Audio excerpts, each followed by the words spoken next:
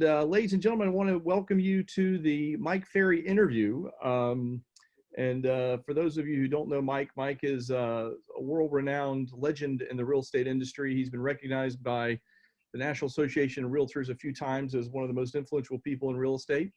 And today I've asked Chad Lindsay, our team leader over at KW Smart One over in the Winter Haven area, to cobble together some questions and basically to interview Mike.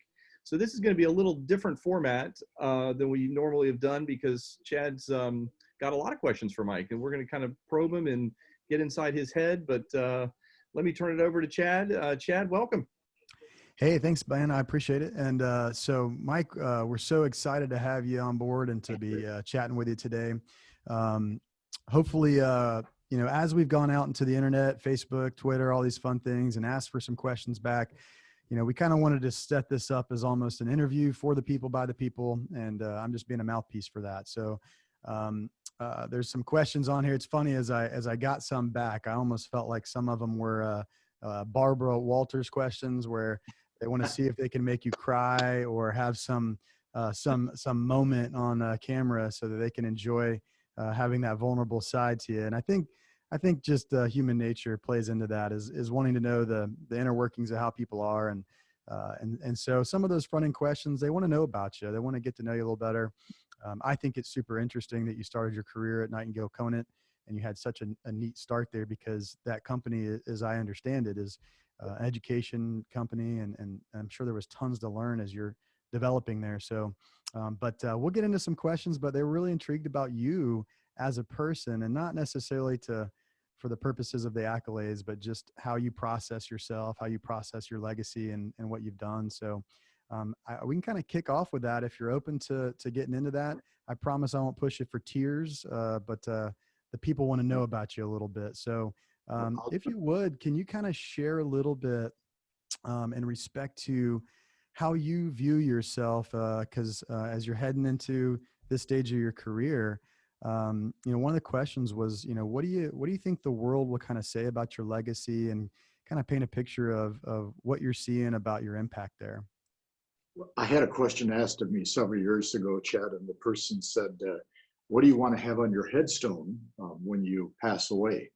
And I didn't give it a lot of thought. I just simply said, I would like it to say Mike Ferry, 1945, and then, of course, hoping it's a long time out before the next date goes down. And I just wanted to say he made a difference. And that's about all I can think of in terms of legacy, because all I've tried to do for the 45 years that I've been doing this work with people like yourself is try to make a difference in terms of how they think and what they do and how they produce and what they earn.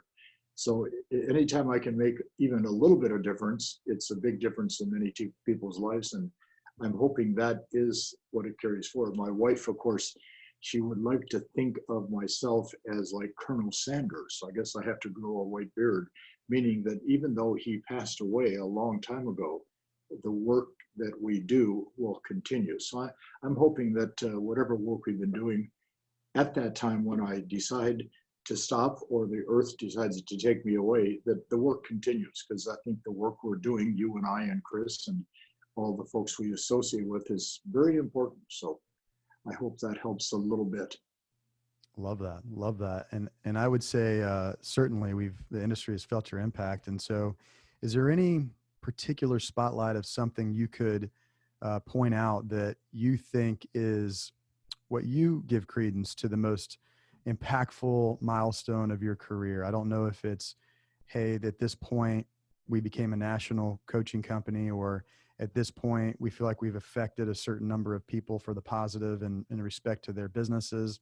Is there anything you can point to that you sat back one day in your chair and said, I don't know what's beyond what we're doing next, but dadgum, we got here? Is there anything like that you kind of have that you're proud about?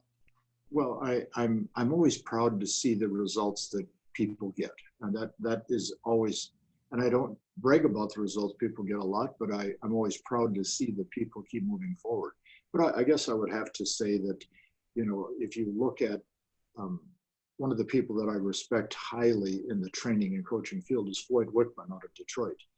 And I remember I think it was probably 1984, early 85, he and I were sitting in a little diner in some place in Ohio in a snowstorm because we couldn't get out after the convention we had spoken at. And Floyd was creating his, what he called sweat hog training, and I created what I called my 6-week action workshop, which is very similar to what the BOLD program is today inside KW. And it was interesting because I think both Floyd and I felt that was going to be a earth-shattering at the moment to kind of thought process. And both of those programs had a lot of impact because we both put tens of thousands of agents. But I would say probably, and I don't like to brag about it, but I think that when I created the coaching in 1988, which is now a major part of our entire industry from all levels, ownership, management, leadership to agents, I guess that would probably be the one thing that people will, well, the nice part about today is everybody tells me they're the first real estate coach. So I guess now that I'm number 942 and starting it, they'll remember it as being a pretty important thing we've all done. That's awesome. So as I look back and we have some people that I know are some Floyd Wickman disciples that are actually in our office that were really strong into those programs. So can you tell me a little bit about that relationship early on? And did you guys have a sense as you were shaping your coaching programs, your ideas at that point, that it was going to be as special as it became? And what did that relationship mean to you with Floyd? Well, first of all, I don't get to see Floyd as often anymore. We're both now in our mid 70s, and we're not out on the street like we used to be. But I would have to say that as a competitor slash friend slash confidant, he was probably one of the closest people I was to, along with Danny Kennedy. But we had a little mastermind group, and we don't talk about this, but it was Roger Dawson, Bobby Gee, Cliff Baird, who was from Central Florida. Tommy Hopkins occasionally was involved in it. I think I mentioned Danny. Let's see, Danny, Floyd, Roger, Bobby Gee. There was about 7 of us, and we would meet a couple times a year in a central location. We would brainstorm ideas on how to become better speakers and trainers. And it was interesting because Floyd actually had the first idea that I had heard about what we call spaced learning, which was the once a week. In his case was 12 or 13 weeks. He gave me that idea. Then I gave him the idea of putting together what we call a superstar retreat, which we've been doing since 85. And then I started the coaching in 1988. And then Floyd and I talked about that, and he started right after. So what we've done is we basically have copied each other's path for a long time. He's a very special person. Floyd was with me and spoke at my very first 2 superstar retreats in 85 and 86. I had him as a paid guest speaker, and he was very popular. So he's a very special person, and I keep hoping that he's going to, like myself, live a long time.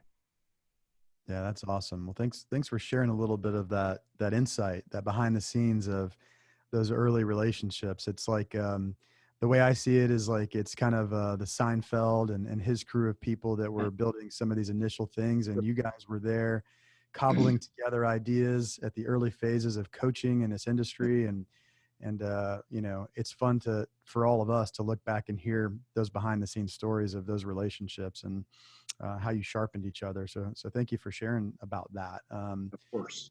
Yeah. So what do you think as you move along? So one of the things I think that you would most give credence to or value to is your coaching skill. How do you define kind of what makes you different as a coach and the effects you've been able to get? So if we're comparing folks, as if you're almost like a fighter, like Muhammad Ali with skill, what makes you the most skilled and capable coach? I got to imagine you think pretty highly of your capacity there. So how do you differentiate that to, say that I'm the top of my game because of this? Well, first of all, I don't see myself that way, and that's very kind that you would say that. I've always thought of myself as just a person that has a job, and I work every day. And, I get up and I take a shower and I do my exercise and brush my teeth and comb what's left of my hair and go to work. So I don't see, some of the things people see. But I would say if you look at the difference between what I do and others, and I'm not putting anybody down because everybody's good at what they do. They all have their niche. First of all, I've always believed that common sense was the most difficult thing to get people to accept. And common sense, as you and I would kid, Jed, is not very common, especially in this industry.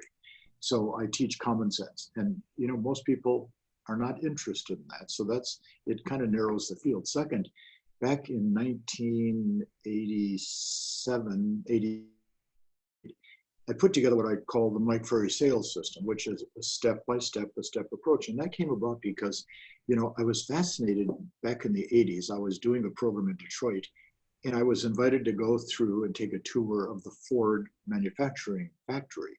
And I was so fascinated that they could take a piece of steel at the beginning of the process and, a mile down the line, they would produce a beautiful, shiny new car. And I kept thinking that's what real estate should be. We should be able to take people, whether they're experienced or not, and show them step by step, common sense approach to selling real estate. And that's why I put together what I call the Mike Ferry sales system. But I think in relationship to the coaching, I've read, I think, every book I've ever could find in the 80s and 90s, and even up into a few years ago on the art of coaching. And I've written a couple of books on that because that made me better at what I did. When I write about it, it solidifies my thoughts. So I've studied it, but I think the real catch to coaching is not the ability to stand up and look good and, be colorful and fancy. The key to coaching is the ability to ask a lot of questions of the person you're working with, to not only discover what they know and what they need, but how they're going to get to where they are, and then to help guide them to the path of the success they want. So it's a tedious, I would say to you, Jed, that most of the people that want to become coaches, once they start, wish they never had, because it is incredibly hard work if you're going to really help people grow and develop. And that's the catch, okay? It's the growth and the development is the path. So I think my strength is asking a lot of questions. And that's why, like today with you, I'm on the other side of what I do, because usually I'm the one asking all the questions. So I appreciate what you're doing here today. Yeah, no, thank you for that. There's an intrigue around this in my mind, and I'm going to take a quick pit stop because I'm the interviewer, so people get over it. I get to ask questions I want to ask.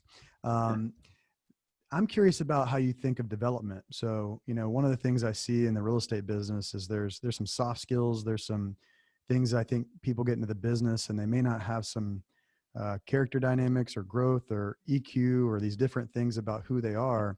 And you can give them all the puzzle pieces of how to, but they're not yet as developed to be able to pull those things off yet. You mentioned development. That's how I see development. Is there a way that you interact with that with your clients, or how you see that as a challenge in your coaching? Or have you found a way to kind of get through that component of either soft skills? I don't know what the name you have for it is, but sometimes that's the critical issue of helping move people to the next level. So how do you address that? Well, first of all, and I think the one thing that most of us do not want to look at in our, what I call wonderful, crazy industry of selling real estate, is we don't want to look at the basic fact that a very small, and Chad, you know this because you do a lot of recruiting, a very small percentage of the people that enter our industry have any sales experience whatsoever. So Right. if that people say, well, that's good because they're excited, they're open. Well, they're excited, but they're not open because everybody comes with history. Everybody comes with a past.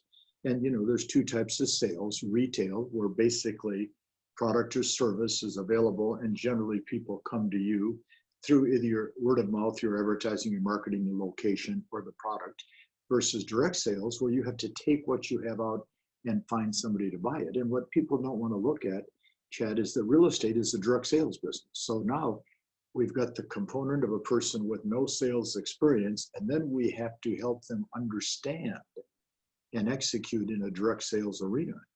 And it's a big, big, big, big curve that is very hard to get people through because, see, and I'm going to say something now that people always get mad at me about, but I'm used to that after 45 years.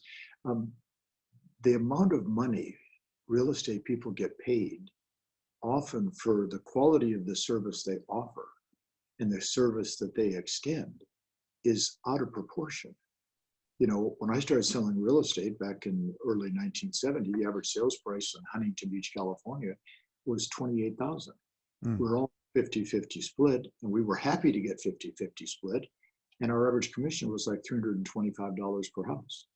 Well, today, you couldn't get a real estate agent to accept a transaction for $325, if you pinned them to the ground and forced it into their head. So the amount of money we earn per transaction limits, and I want everybody to focus on this, it limits the ability to develop and grow. So I'll say to a new coaching client, tell me about your previous experience. Well, I worked at this company. Good for you. And what was your position? I was involved in blank. And what were you earning? I was earning $56,000 a year. And I said, great. And in your marketplace, what's your average commission check going to be? Well, it's about $9,000. I said, well, so how many transactions do you have to do to earn last year's income? Well, I never thought of that. Well, I think we need to think about that. So so you got to do what, 5 or 6, 7 transactions, which in essence is not very much work when you're going to be working 48 to 49 weeks a year, 40 hours a week. So as much as they don't want to hear this, if the commissions were not paid out of proportion to the service, everybody would develop a lot faster. But the commissions are so high, and all the companies today, companies like what you folks have, and with Chris's leadership, you offer a lot of service to agents, and in exchange, you pay them a lot of money. Well, that's not always the case in our industry. So if you look at the word controversial, these kind of things are what either keep my heart rate up, keep my brain stimulated, or keep people from talking to me. So it's kind of a fun evolution of thought that you have to give to the development. Because when there is no skill and a person is in the middle part of their life, changing their behavior is the hardest thing that you and I have to face. And it's baby steps. So it's skill development is the most important and most difficult simultaneously because of a lack of experience and because of the high commissions they get paid for doing something that many times happens by mistake. That's really interesting perspective. So what I hear you saying is there's a bit of denial that this is a sales business that we see, that, hey, are we going to really approach this as a direct sales business? Are you willing to admit that that's what you're doing? And then B, there's almost like an entitlement problem with the amount of commission value that's being exchanged that doesn't create enough burden for growth. Is that kind of what you're saying? Yeah, I think very much the case. I see all these marketing things about a real estate agent is not a salesperson, they're a matchmaker. We're not matchmakers. Our job is to find people that want to buy and sell and assist them in making that decision. And that takes certain skills to make that happen. Now, I can hold an open house and have a property that is extremely well done in a nice neighborhood at a fair price. And a buyer could walk in and say, I love it, I want to buy it. And then I say to the agent, please tell me what skills you use to create that sale. Well, the buyer walked in. Oh, I see. So the skills were zero. You wrote a contract, which you've been trained to do. So can you duplicate that every Sunday when you're holding open house? Well, no. Well, then we need to develop the skills to allow the duplication of the trend, because that's the hard part, is the duplication. We can all do one by mistake. We've all done one by mistake, okay? But can you duplicate that activity and that the creation of that contract time and time again, which is what makes a lot of the agents that you and I know so good, okay? I love that. So I think that might be a good pit stop for our first takeaway that's really insightful for these agents is, do you see yourself as a salesperson? Are you committed to the idea that you're involved in a direct sales business, and are you allowing the amount of commission you get paid per deal to limit your growth capacity? Are you hungry to learn for learning's sake? Are you hungry to grow for growing's sake?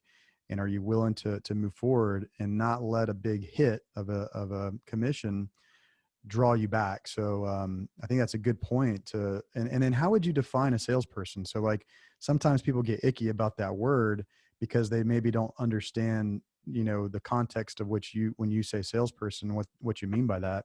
What is your definition of a salesperson? Well, if you take a look at a minister on Sunday preaching whatever their faith is to the congregation, they're selling the congregation on a way of life. You go to your family doctor and he says, "We've got to lower your blood pressure, Bob. This isn't good." And they're going to sell you on a way of life. He'd probably give you some type of medication.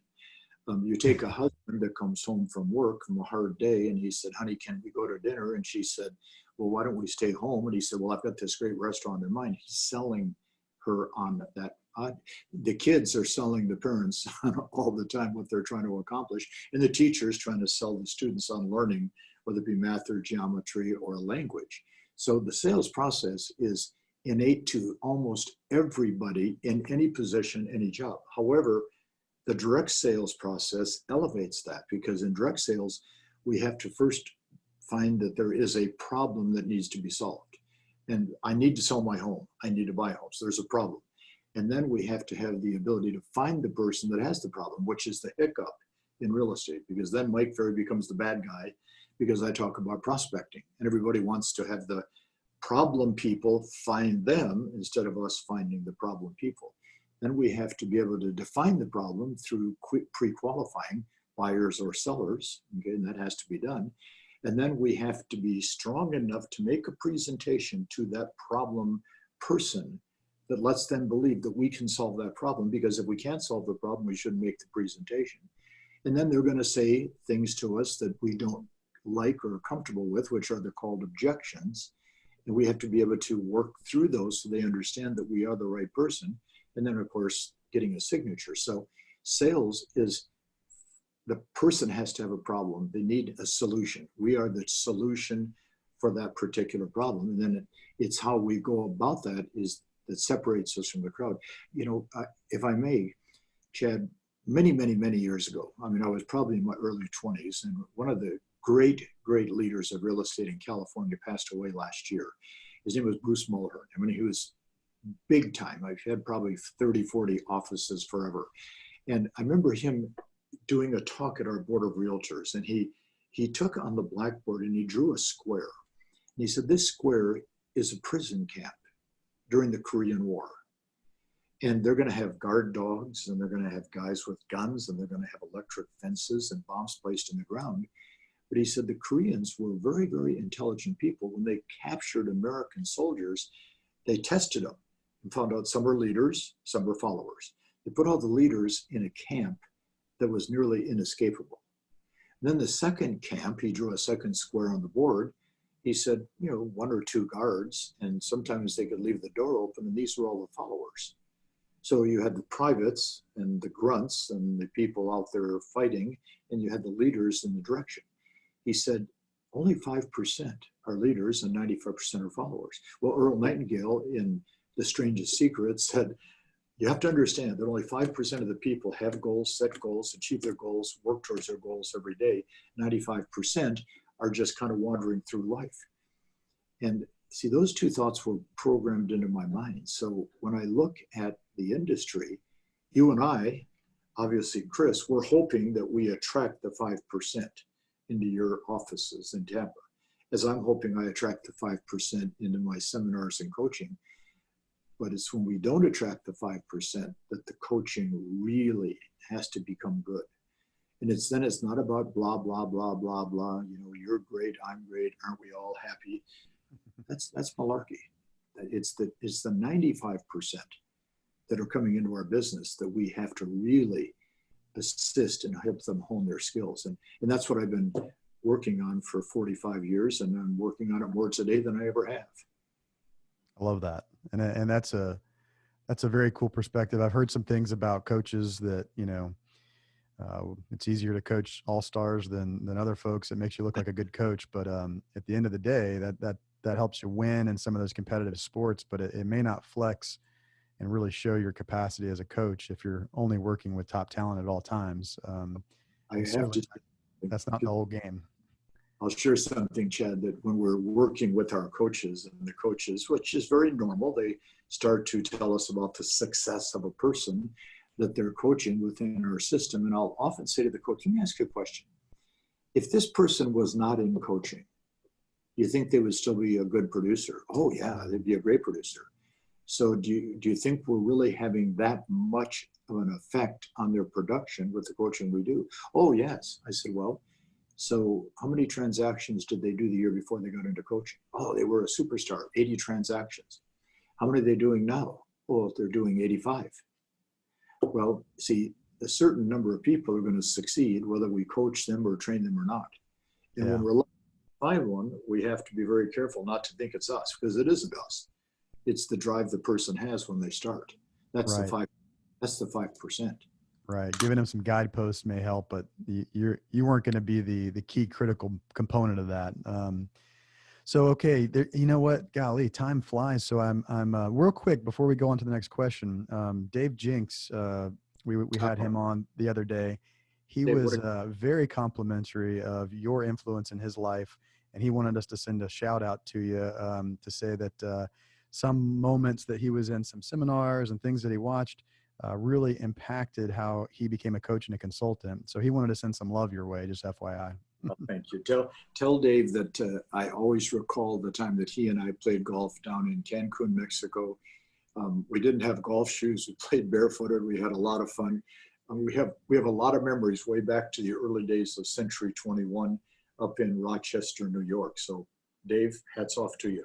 Right on, right on. Very good. So listen, I could ask you all sorts of interesting questions about who you are and your past and your excitement. Let's go one more about you.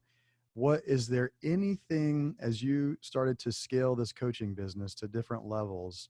Was there anything that you saw as a major misstep or a issue that was a great learning lesson in terms of just you being a business owner, not necessarily a coach, but you developing your business to such scale?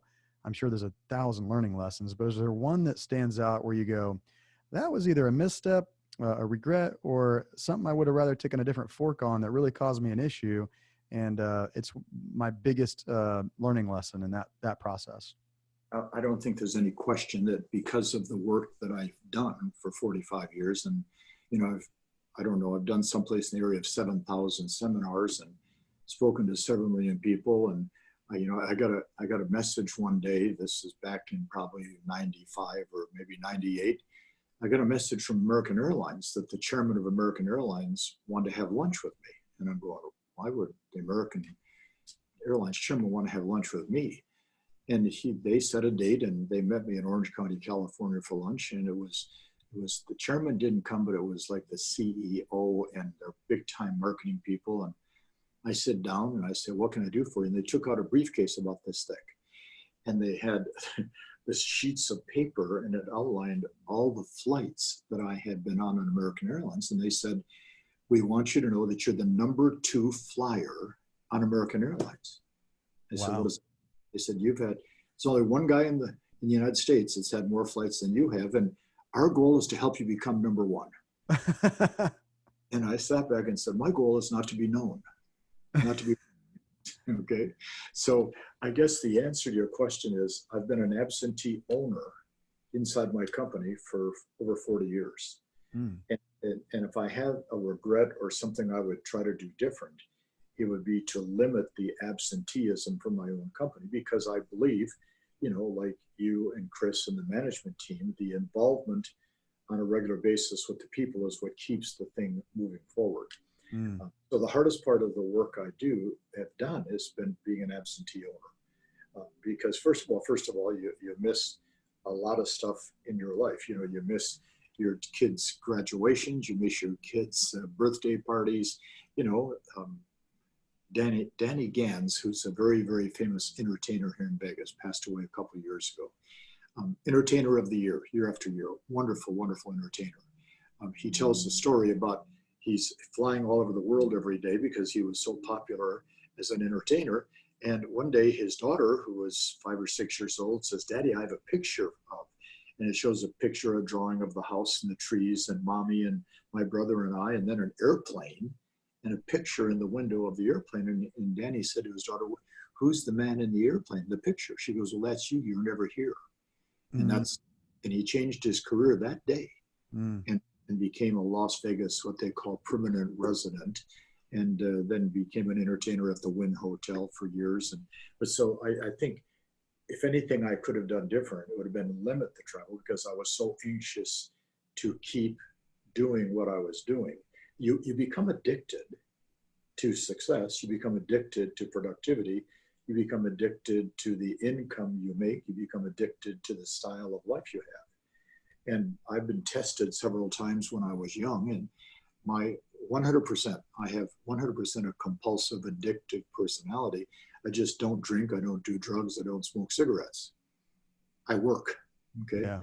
So that's probably, if I could give advice to all these great people that are watching, is, try your best to balance out your life at least a little bit, because the addiction of the next deal is, for those that are addicted, it's like the carrot in front of the horse. The horse keeps running after the carrot.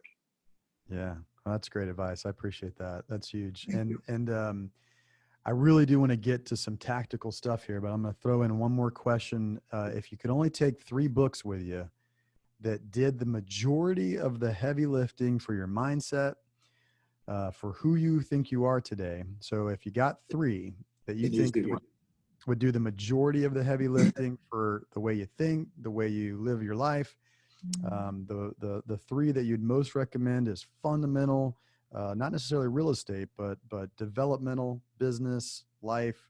What are your 3 go-tos that you take with you as your major 3? Well, unfortunately, it's 4.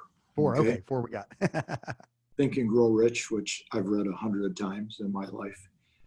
My wife was kind enough on my 70th birthday to find and buy me a first edition copy signed by Napoleon Hill, which I keep in a special place. Cool. That's an excellent book. The Essence of Success by Earl Nightingale. It's not a popular book.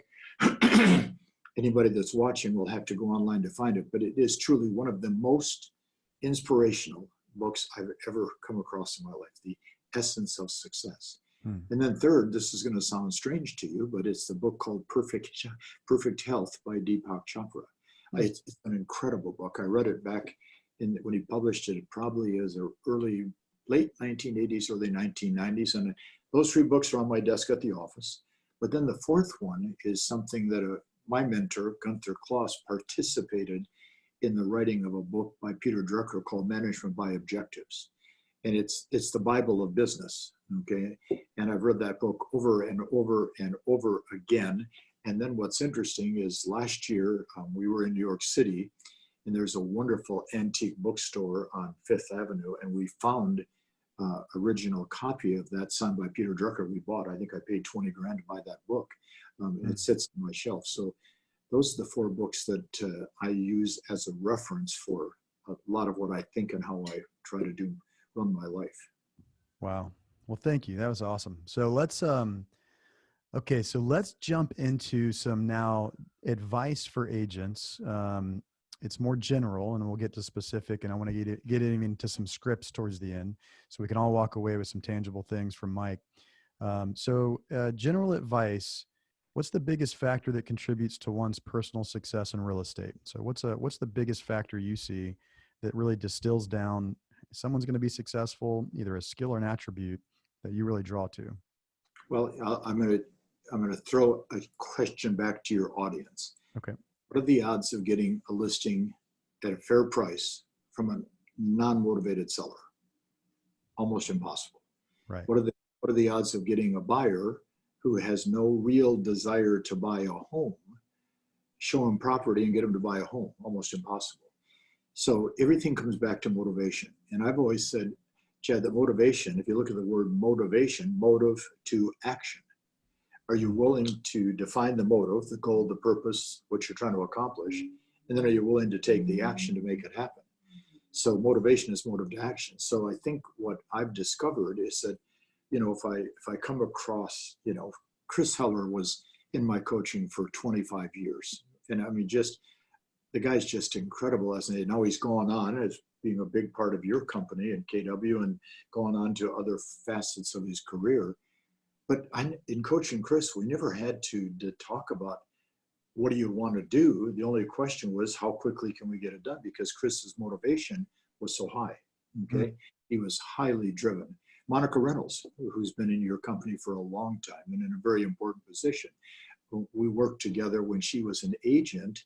I think she was at Century 21 in Fargo, North Dakota, 35, 38 years ago when we first met. But Monica was so motivated to provide for her family. So I can give you the names of thousands of people, many, many, many within the Century 21, Coldwell Banker, Keller Williams systems, that they have the personal desire to accomplish something. Our job as a coach is to discover what that desire is and then help them guide the path to that. So I would say that if a person is highly motivated, they're going to succeed. We just have to make sure that the path they're on is the right path to that success. Because it always comes back to motivation, whether it be a buyer, a seller, or an agent. I love that.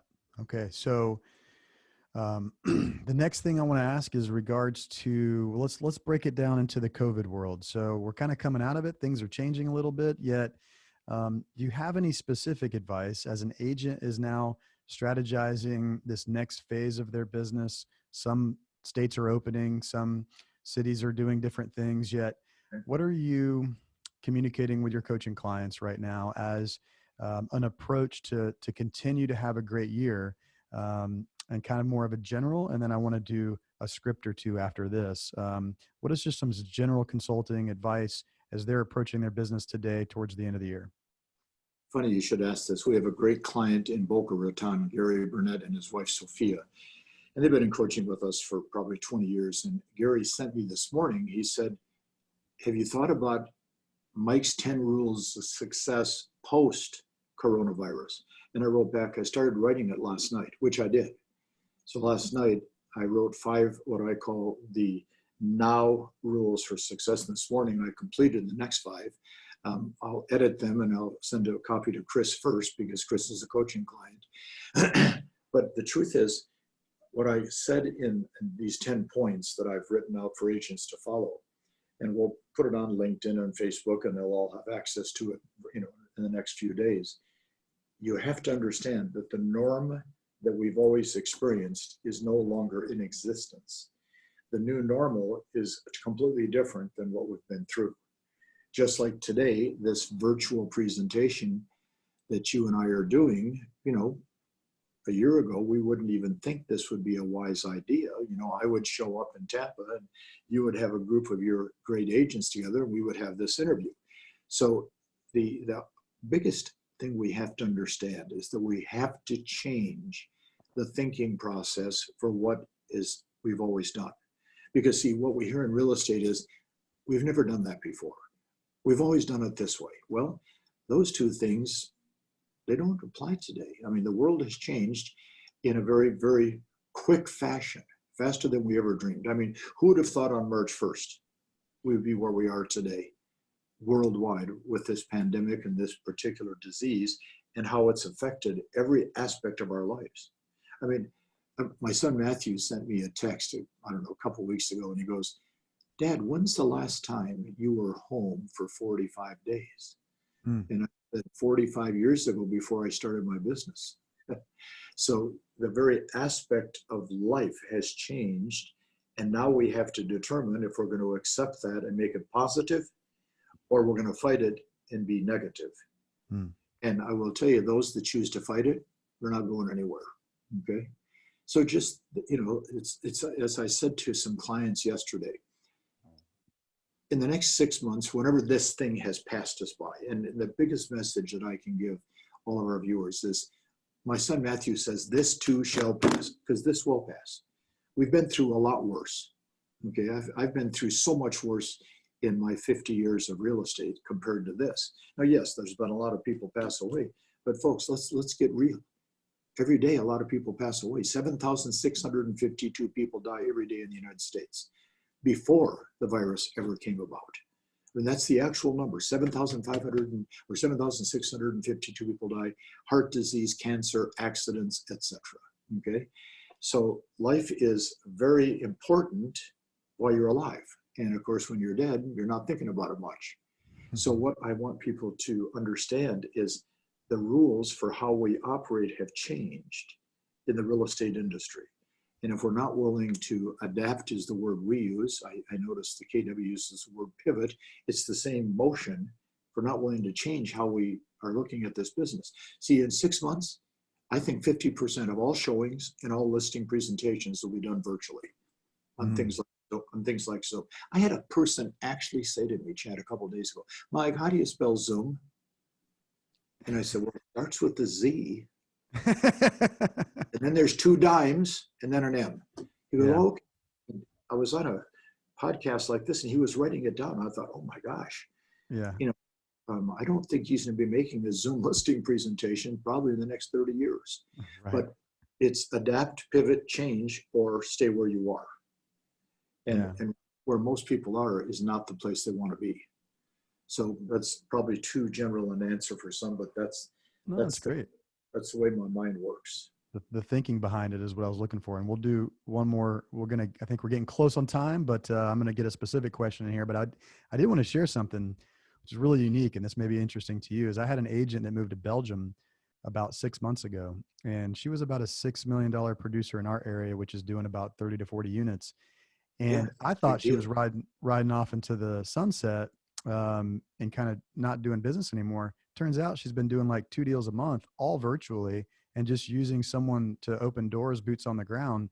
And it blew my mind that she was still closing deals without being in the country.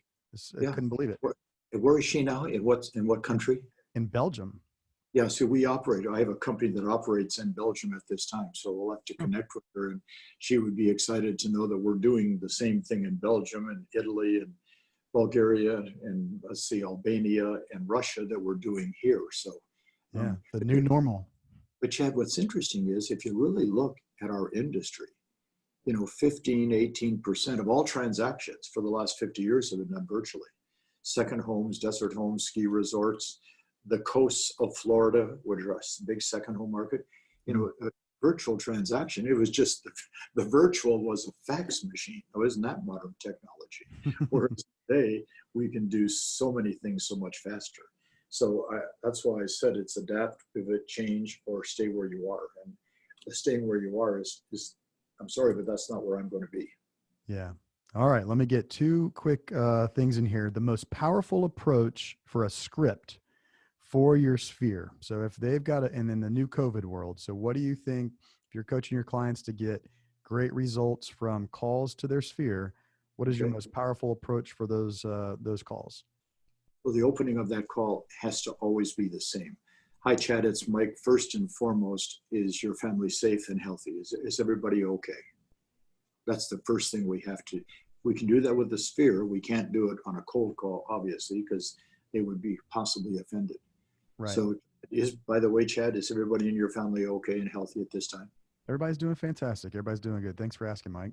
Oh, no, of course, because see, the biggest thing that I want to do, Chad, as having somebody like you that I get to work with is make sure that everything is safe, and then to keep feeding you information because the world is changing, as you know, Chad, correct? Yes, sir. Yeah, it's changing a lot. Yeah, and in the real estate industry is changing too. So are there any questions you have about what's going on in our local market that I could give you information for?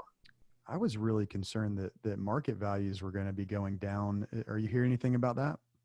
Actually, I think just the opposite. I think market values are very, very stable and going to increase. May I tell you why? Yes, I'd love to hear that.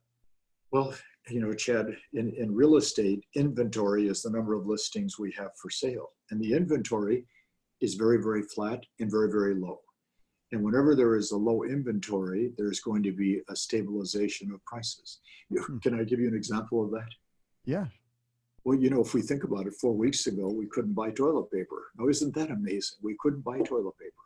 Right. And you go into most supermarkets, they have an abundance of toilet paper. So it's basic.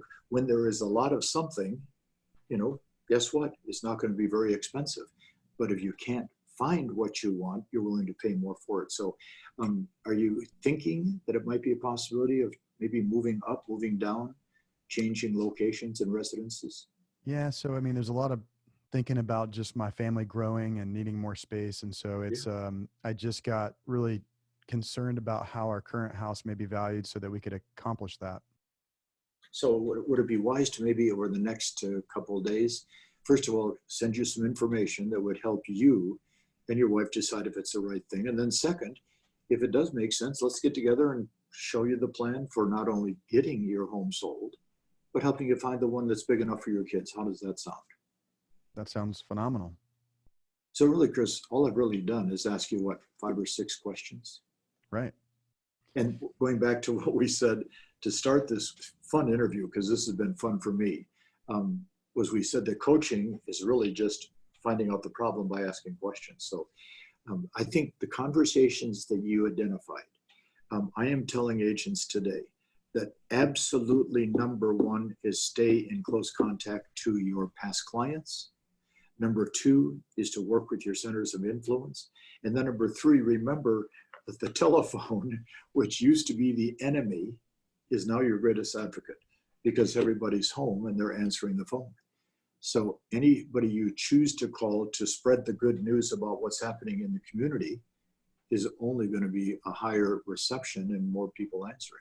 The biggest complaint I'm getting today, Chad, you'll get a kick out of this, is Mike, I called 5 people today and I couldn't get them off the phone. Okay. Whereas 2 months ago, you couldn't get 1 to answer out of 5. And then they were very brisk and wanted to get off the phone because you're a real estate agent.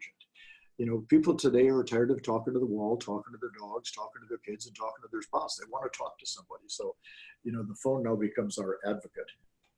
I love it. I love it. Well, Mike, I tell you what, man, you have, you've showed us something interesting in that particular script there, because you didn't have to bring up all the differences of COVID specifically. You asked questions that are universal to any scenario, and you ended up being able to find their motivation and move to close, which is really cool to see that. So thank you for sharing everything you've done there. And, you know, this has been a great honor of mine to have a chance to interview you. This is bucket list territory for me. So I get to put a badge of honor that I've scripted and role played with Mike. So I'm taking that to the bank.